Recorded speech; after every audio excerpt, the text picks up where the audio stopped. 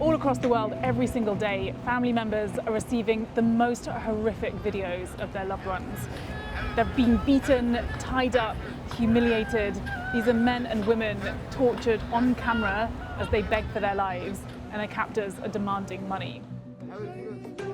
Over the last few months, I've seen many of these torture videos, each one more harrowing than the one before.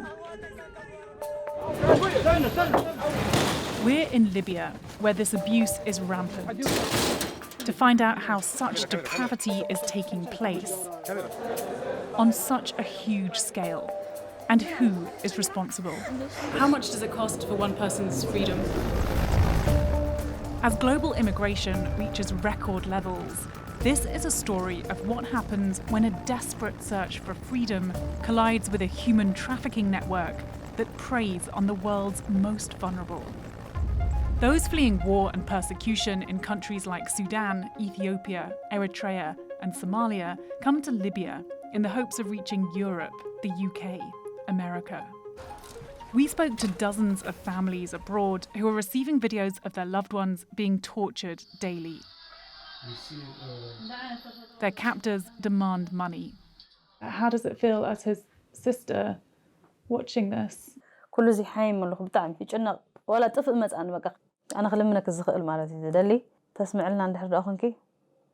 uncovered payslips showing families pay ransoms in small amounts through international banks. Even more money is believed to go through informal networks called the Hawala system. The going rate for freedom is $6,000 to $10,000. Officials say that every month, hundreds of thousands of dollars are sent from families in Europe and North America to those inflicting pain on their loved ones in Libya. We've come to the southern Libyan border, where migrants are kidnapped by armed gangs as soon as they enter. Authorities say they're overwhelmed with the influx of recent arrivals. Several hundred migrants are being held in this detention centre after illegally crossing into the country. You have not left this room for 3 months? Yeah, we're staying here, yes. No care. Nobody cares. There are something sick there. People are sick? Sick. I mean, I'm not surprised people are getting sick. It's crowded. Pretty shocking conditions. Crammed in among them is a man who has just been arrested on suspicion of collecting money for ransoms. The police interrogate him over his involvement. أنا دوري تحويلات عادية. خلاص ما أنا اشتراكت معاه أنت إيش تبي جاي أنت عارفة هذا وكر للهجرة ولا تهريب وتعذيب وكل لكن أنت عارفة أنا مش مشترك في الجريمة. أنت تستلم بس في تحويلات. أنا نستلم نظام اتفاق. نستلم ناخذ العموم اتفاقات كلها. والركاب هذول يحطوا فين في المزرعة ولا في مكان آخر مخزن آخر؟ لا بالمزرعة. المزرعة يعذب فيهم الركاب. الله أعلم والله العظيم أنا ثلاثة. It seems like this guy is admitting to his involvement, saying that he's involved in the Hawala system, which is taking money from these migrants and paying his boss, who is the big trafficker. The suspect hands over crucial details about a farm where he says the migrants who paid him are held for ransom. The police gear up and plan to raid the premises.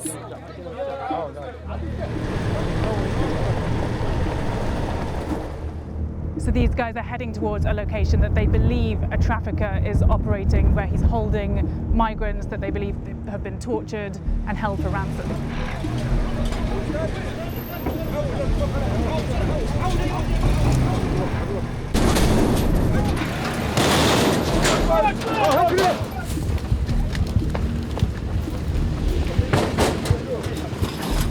هذه الغرفة هذه بتاعت حبس السري. كاس واحد دبو دبو.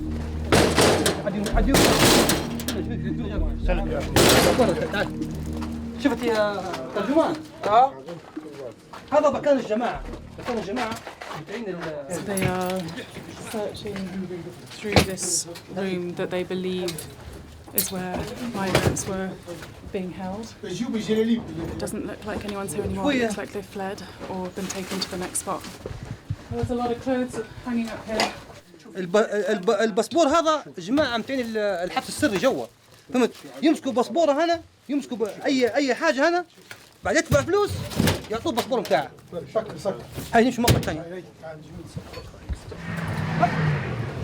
The alleged perpetrators are no longer here, and the authorities don't seem to have a plan for catching them, leaving unknown numbers of migrants still under the control of their captors.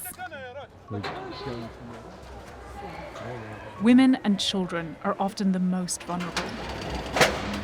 In this detention centre, almost everyone tells us they've been trafficked and tortured. Mostly Eritreans and Ethiopians, they've paid their ransoms and are now waiting for help from the UN. Because of the harrowing details of what they've been through, we're keeping some people here anonymous. Those guys, they touch me and they do something every day. Like 4 boys, they do like that. 4 men came to abuse you at the same time? One person. They touch you, your hand, they do. I'm so sorry. It sounds like you've been sexually abused. Have you had any medical treatment for it? None? She checked to me like for pregnant. You're not pregnant? No, I'm not pregnant. Okay. But it is hard too much.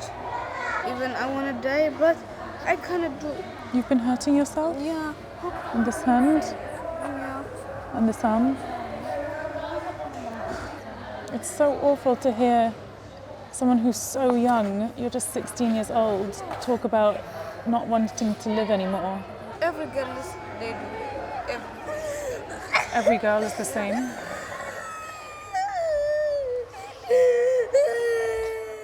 Suddenly, everyone in the room breaks down.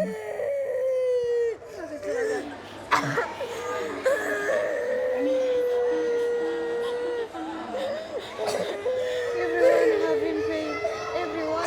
Everyone? Yeah. I mean, it's actually unbearable amounts of pain in this one room. Just every single woman, child in here. It just seems like they've suffered the most horrific experience imaginable. Girls as young as 14, children, pregnant women. These are just a small sample of people trafficked through a living hell. Some don't make it. Earlier this year, 2 mass graves were discovered in this area, containing 74 migrants.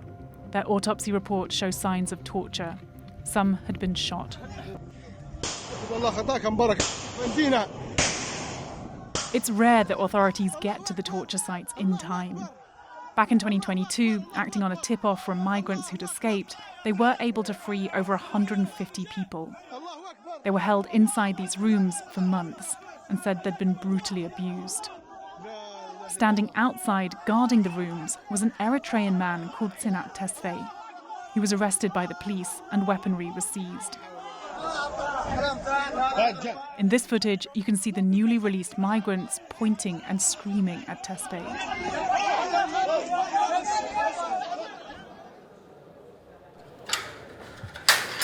We received special permission to meet with Tesfaye in a high-security prison.